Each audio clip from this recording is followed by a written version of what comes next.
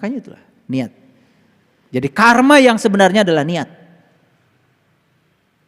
Catat itu supaya mengerti. Dan saya kasih tahu, tidak ada konsep penghapusan dosa. Yang ada tuh pengampunan dosa. Apa bedanya? Pengampunan dosa itu ya balasannya disegerakan. Diulang kehidupannya itu memiliki tubuh yang seperti ini lagi. Bisa jadi kera, bisa jadi babi. Quran. Kenapa? Apa sih penyebab mereka begitu? Karena mereka menyembah togut. Apa togut itu? Togut itu sebetulnya Tuhan-Tuhan yang diciptakan oleh pikiran kita sendiri. Sepanjang kita tidak mengenal siapa Tuhan kita, kita akan terus menciptakan Tuhan. Itulah togut. Dan banyak orang menciptakan togut dengan pikirannya. Saya bilang berulang kali, kalau ada buku yang berbicara tentang Tuhan, belum tentu kita bertemu Tuhan. Lewat cuma ngumpulin anak-anak yatim, kemudian kita kasih makan. Mereka hanya menjadi orang-orang yang bergantung kepada pemberian kita. Dan kita mendidik yang salah. Sekolahkan mereka kalau mau. Makanya dulu saya di sini bikin sekolah gratis. Semua saya sekolahkan. Yang putus sekolah ikut PKBM. Ada paket A, paket B, paket C. Ini 2 tahun ya berhenti karena pandemi. Nanti kita mulai lagi. Ayo. Peluang dari Allah begitu terbuka. Terbuka apa tidak? Terbuka. Apa yang menutup peluang itu? Kemauan kita. Niat kita. Kalau nggak punya niat mungkin masjid ini juga nggak akan jadi. Kalau nggak ada niat. Makanya itulah niat. Jadi karma yang sebenarnya adalah niat. Catat itu supaya mengerti. Balik dulu ke atas. Baik, kita baca ayat ini. Ini Quran surat Ali Imran ya, ayat 161. Pembalasan itu setimpal dan adil. Pembalasan itu setimpal dan adil. Tidak mungkin seorang nabi berkhianat dalam sebuah urusan. Gak mungkin seorang nabi berkhianat dalam sebuah urusan. Nabi itu orang yang dapat ilmu untuk dirinya sendiri. Jadi nabi itu orang yang sudah dapat ilmu, yang sudah dapat berita besar. Barang siapa berkhianat dalam sebuah urusan, maka pada hari kebangkitan, ketika dia dihidupkan kembali, ya, hari kebangkitan itu ketika dia dihidupkan kembali, berarti setelah diulang kehidupannya, ia akan datang membawa apa yang dikhianatkannya itu. Jadi kalau orang sekarang datang ke kehidupan ini membawa yang dikhianatkan oleh dia, ya dia akan dapat balasan dari yang dikhianatkannya itu. Jadi kalau sekarang dikhianati, lihat saya semuanya, kita dikhianati oleh siapapun di kehidupan yang sekarang, tapi terima. Berarti Anda pernah berkhianat pada orang itu di kehidupan yang dulu. Karena ayat ini mengatakan, ia akan datang membawa apa yang dikhianatkannya itu. Kemudian tiap-tiap diri akan diberi pembalasan tentang apa yang dikerjakan dengan setimpal. Tahu setimpal? Ya saya bilang tadi, kalau kita nyubit di kehidupan ini, kita juga akan dicubit di kehidupan ini. Sakit yang ditimbulkannya tidak akan dikurangi. Dan saya kasih tahu, tidak ada konsep penghapusan dosa. Yang ada tuh pengampunan dosa. Apa bedanya? Pengampunan dosa itu ya balasannya disegerakan. Jadi kalau kalian minta ampun sama Allah, ya Allah ampunilah segala kesalahanku. Siap-siap. Dan selama ini konsep kita di otak kita, begitu sudah minta ampun sama Allah, langsung dihapus gitu pakai tip X. Berarti bohong dong, Allah di ayat ini mengatakan pembalasan itu akan setimpal. Yang bisa menghapus semua karma kita cuman kebaikan kita.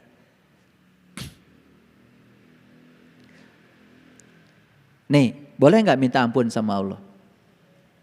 Boleh? Boleh lah. Tentu saja karena Allah Maha Pengampun. Tapi kan secara tidak langsung kita sedang sedang tidak yakin ke maha pengampunan Allah. Kalau Allah maha pengampun, berarti Allah mah gak usah dimintai ampunan. Kan maha pengampun. Kan Allah bilang segala dosa sudah aku ampunkan kecuali satu, syirik. Innallaha la yaghfiru ayyushraka bih wa yaghfiru ma duna dzalika liman yasha. Segala dosa sudah aku ampunkan kecuali satu, syirik. Syirik itu kan berkhianat kepada Allah, selingkuh kepada Allah. Nah, selingkuh kepada Allah itu yaitu tidak bisa menggunakan kalimat la ilaha illallah dalam kehidupan, tidak bisa mengaplikasikan kalimat itu. Itu namanya selingkuh. Contoh selingkuh gampang. Ragu saja kepada Allah itu sudah selingkuh. Khawatir saja tentang hari esok itu sudah selingkuh.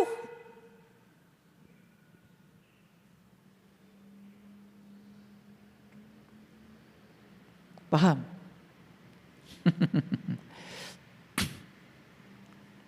Jadi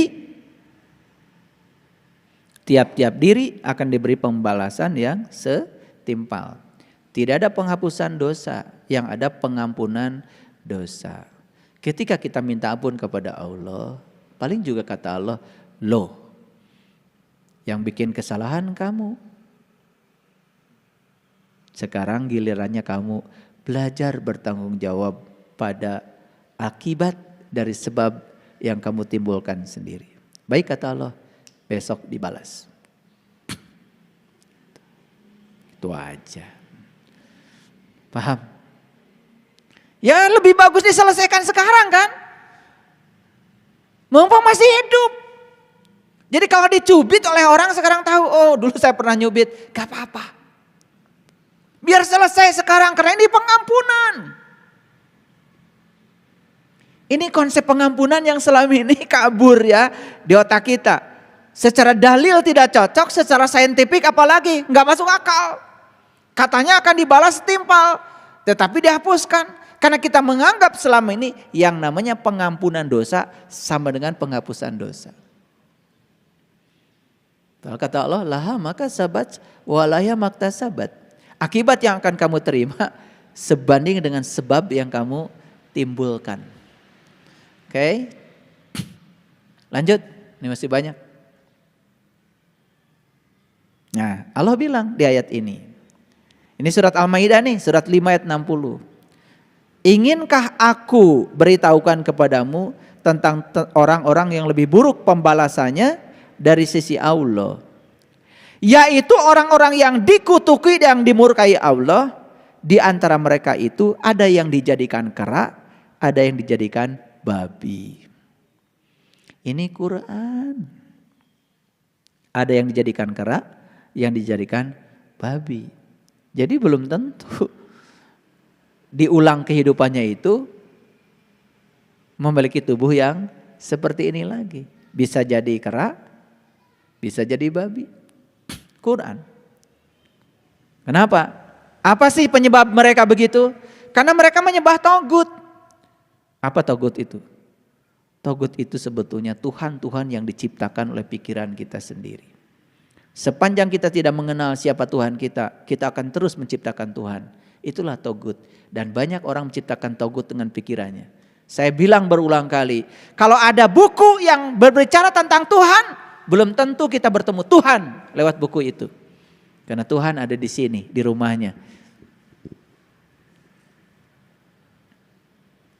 Paham? Tahu nggak kera? Suka kenalan kan kalian? Dulu senang banget kan ke kebun binatang. Kakinya berapa kera? Tangannya? Jari-jarinya? Bulunya? Banyak. Punya kepala enggak kera? Berapa matanya? Telinganya? Lubang hidungnya? Mulutnya? Saruannya. Apa bedanya kera dengan manusia? Pergi ke Uluwatu pakai kacamata. Diambil tuh kacamata. Pergi ke Uluwatu bawa HP, diambil tuh HP. Makanya kalau pergi ke Uluwatu di Bali simpan semua yang rapat. Dasar kera ya. Suka ngambil yang bukan haknya. Kebayang sekarang? Di ruangan ini mah nggak ada kera, nggak ada. Di tempat lain. Nah yang suka ngambil yang bukan haknya itu namanya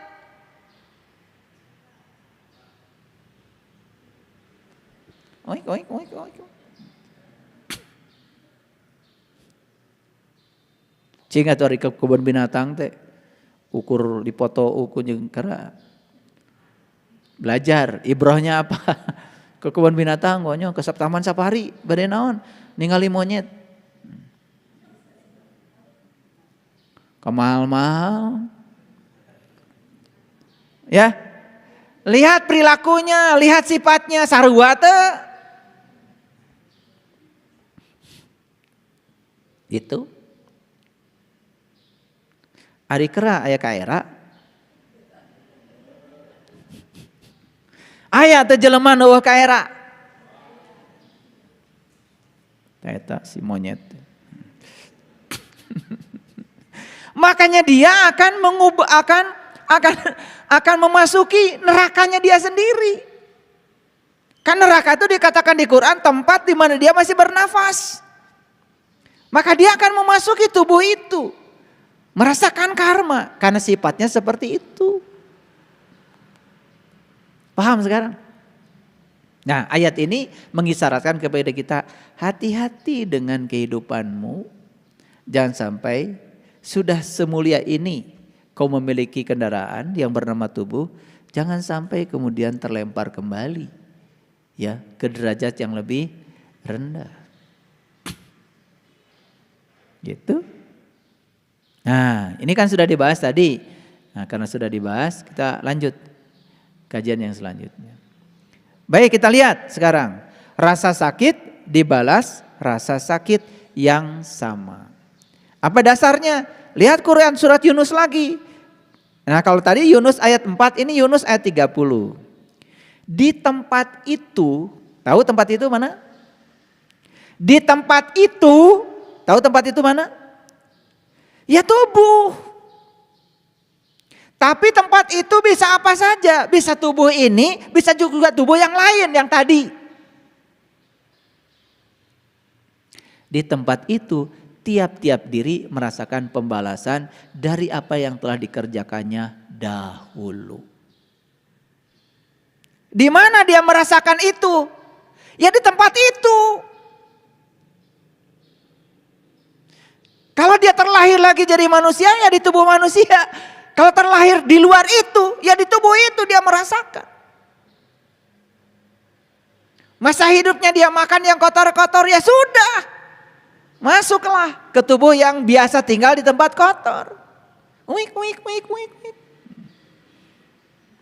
Karena dia di kehidupan dulu yang dia senang adalah sampah. Ya dia juga akan tinggal di sampah. Di tempat kotor. Dulu hidupnya senangnya di selokan, sekarang juga di selokan. Mungkin dia dulu berdasi, gagah. Terhormat, cenah.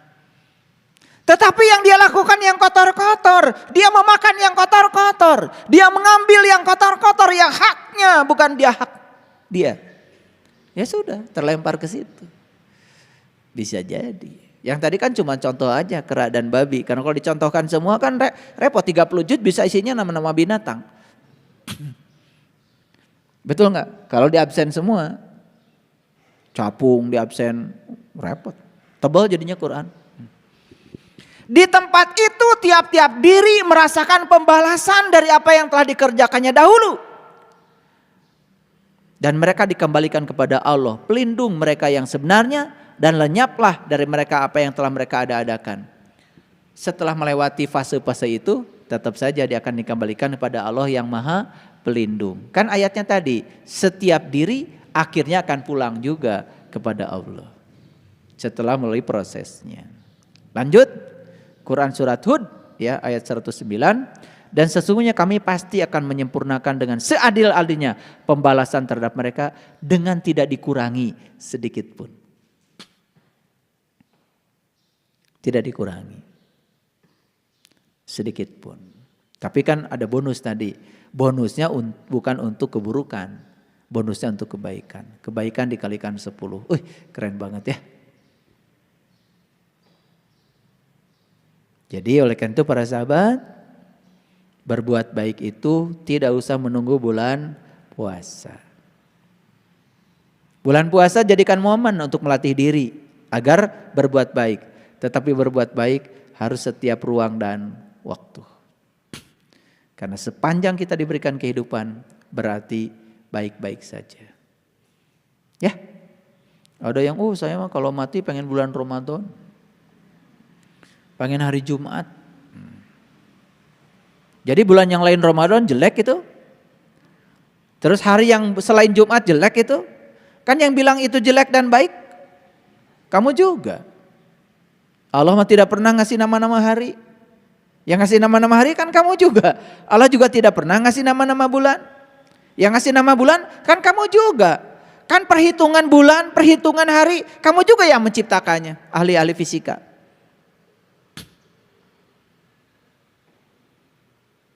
Allah nggak ikut campur urusan itu. Mau ngitung bulan pakai komaria, referensinya matahari. Mau ngitung bulan pakai komaria bulan, ya terserah kamu, suka-suka kamu. Tidak ada yang lebih mulia satu dengan yang lain. Ya, yang mulia itu yang bisa memanfaatkan waktu untuk kemuliaan itu aja. Iraha, ya kapan saja. Sudah mengerti sekarang hari pembalasan? Oh, pulang ke rumah jadi terang benderang sekarang. Oh, ini Yaumiddin itu. Itu sering dibacakan ketika sholat. Alhamdulillahi Rabbil Alamin Ar-Rahmanir-Rahim Maliki Yaumiddin. Oh, ini hari pembalasan. Gitu. Nah, jadi raga manusia merupakan wadah dari berbagai kisah perilaku yang diperbuatnya pada zaman dahulu. Itu yang disebut dengan suratan kehidupan. Siapa yang bikin suratan kehidupan? Kita sendiri. Jadi yang menuliskan suratan kehidupan di Lauh Mahfuz itu adalah diri kita sendiri.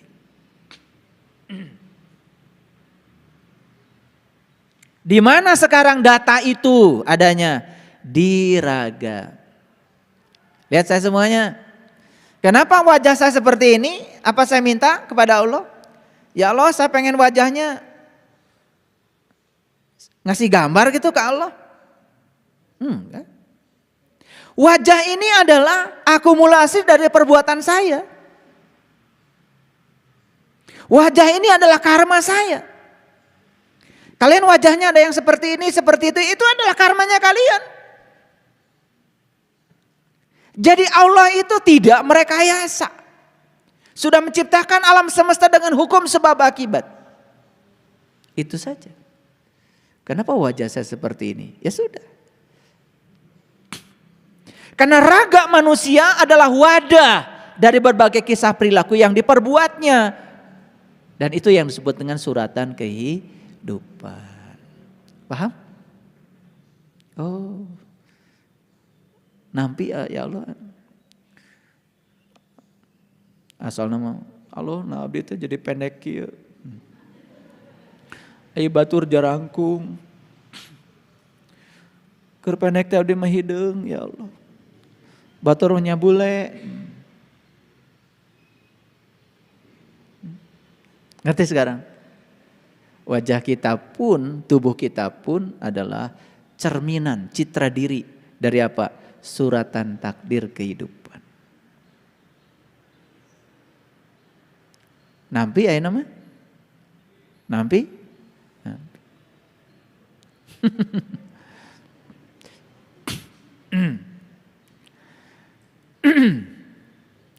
Catatan tentang suratan kehidupan tadi itu, data karma itu berada pada diri seseorang itu terjadi secara pasti. Karena alam semesta ini adil. Tubuh manusia adalah kumpulan data yang membungkus daya kehidupan. Tubuh manusia menyandang karma yang tidak dapat ditolaknya.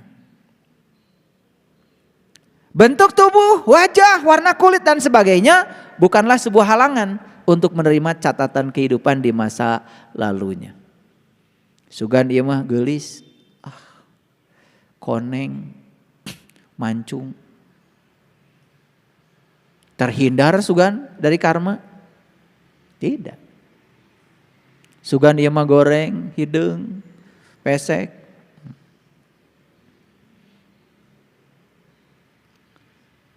Iya jangan-jangan ia karma wungkul eusina, karma buruk, tidak. Tidak ada halangan. Paham? Jadi semua manusia akan menerima akibat dari yang diperbuatnya. Setelah memahami ini para sahabat mulai tergambar sekarang. Oh jadi kehidupan saya hari ini sebetulnya buah dari saya sendiri. Konsep tentang takdir seakan-akan Allah turut campur pada nasib kita. Dan semena-mena menentukan kehidupan kita. Mulai sekarang kita hapus jauh-jauh. Dari sinilah kita belajar bertanggung jawab. Belajar apa? Belajar bertanggung jawab. Siap? Siap bertanggung jawab? Karena sudah ngerti kan sekarang polanya. Jadi gak ada yang harus saya tolak lagi. Jadi inti dari semua pembelajaran saya hari ini adalah terima, mengalir, tersenyum. Itu saja. Jelas? Itu saja yang bisa saya sampaikan hari ini. Walaupun slide-nya ada 19, tetapi tidak mengurangi kehidmatan. Setelah saya sampaikan 10 slide ini, sebetulnya sudah terwakili semuanya. Yang paling penting adalah kompetensi yang saya bangun hari ini di para sahabat terbentuk. Jadi kompetensi yang saya bangun sebenarnya satu, tanggung jawab pada semua sebab dan akibat yang kita ciptakan sendiri. Pembuat suratan takdir kehidupan kita adalah diri kita sendiri. Allah kalau mau mengubahnya sangat terbuka. Dan Allah tidak akan mengubah nasib seseorang kalau dia sendiri yang tidak mau mengubahnya. Mari kita ubah nasib kita. Mari kita ubah suratan takdir kehidupan kita. Karena Allah sudah menawarkan berbagai jenis bonus tadi. Berbuat kebaikan sebanyak-banyaknya, mengurangi beban karma yang harus kita bayar, terutama karma buruk. Terima kasih. Assalamualaikum warahmatullahi wabarakatuh.